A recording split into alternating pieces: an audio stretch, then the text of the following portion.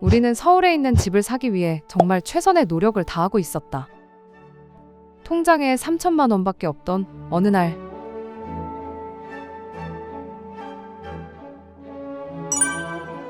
어느 주말 아침 6시, 눈을 뜨자마자 기다렸다는 듯 신랑이 말했다.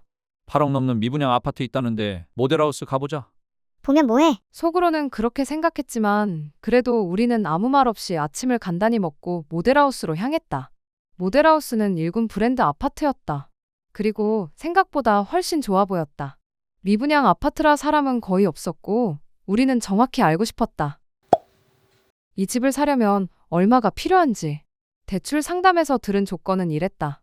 지금 가계약금 3천만 원, 한 달 후 계약금 6천만 원, 중도금 3개월 후 2개월마다 3회 분납, 그리고 잔금, 계약금만 있으면 중도금부터는 대출이 실행된다. 잔금 시점에는 중도금 상환 포함해 전체 금액의 70%까지 대출 가능. DSR 40%, LTV 70%. 말은 쉬웠지만 현실은 숫자였다. 당장 한 달 안에 필요한 돈은 9천만 원이었고 중도금은 대출로 어쩐다 해도 문제는 잔금 납입이었다. 그런데 이상했다. 분양사님은 계속 저층만 소개했다. 상담이 한참 이어지던 중 신랑이 갑자기 말했다. 여기 있으면 계약할게요.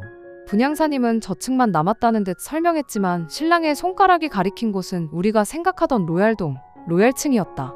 순간 분양사님은 신랑을 바라봤고 나도 모르게 눈이 커진 채 신랑만 쳐다봤다. 잠시만요. 분양사님이 자리를 비운 사이 신랑이 조용히 말했다. 여기면 우리가 잔금이 없어서 못 들어가도 분양권을 팔든 전세를 두든 빠져나올 수 있을 것 같아. 일리 있는 말이었다. 밖에서는 이런저런 작은 대화들이 오갔다. 한참 뒤 돌아온 분양사님은 마치 마지막 기회인 것처럼 말했다. 운 좋으시네요. 말씀하시는 그 집이 남아 있어요. 정말이야? 정말 계약하는 거야? 나는 몇 번이나 물었고 그러면서도 손은 이미 통장을 열고 있었다. 통장 잔고 3천만 원. 지금 당장 필요한 가계약금이었다. 우리는 상담실을 나와 로비에 앉아 한참을 이야기했다. 한 달 뒤에도 계약금을 6천을 더 넣어야 하고 중도금도 대출을 받아야 하는데 괜찮을까? 나도 사고 싶긴 한데 그래도 고민을 더 해보자. 그때 신랑이 말했다. 시도하지 않으면 아무것도 못해. 집을 사려고 3년을 돌았잖아. 그런데 고민하는 사이에 집값은 떨어진 적 없어.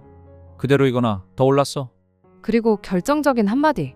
이러다 서울에서 신축 아파트는 사고 싶어도 못 살 수도 있어. 그리고 신랑의 단호한 말. 이 집 사자. 그렇게 우리는 가계약금 3천만 원을 넣고 집으로 돌아왔다. 그날 밤 우리는 다시 계산을 시작했다.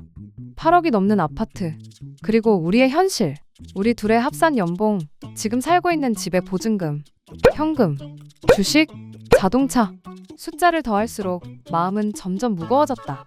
이 선택이 우리 인생에서 얼마나 큰 결정이 될지 그때는 몰랐다.